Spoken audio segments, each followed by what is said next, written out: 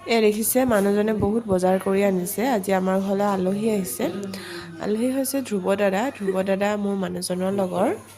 broiler মাংস আনিছে ধুনীয়াকৈ ৰেডি কৰি থৈছোঁ গৰম পানীয়ে অকণমান ধুই ল'ম আৰু কুকাৰত দাইল ভাত পাতি কেৰেলা দিছোঁ কাটি আছে দাইল আৰু ভাত এতিয়া কেৰেলা বনাই লওঁ বনাব বিলাহী মাংস লগত বিলাহী কেপচিকাম দিব আলু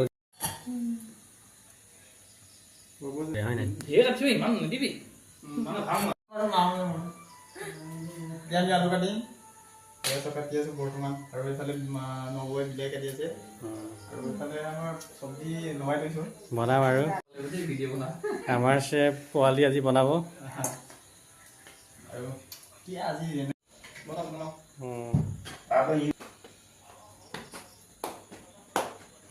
সেইখিনি ৰেডি কৰা হৈছে আৰু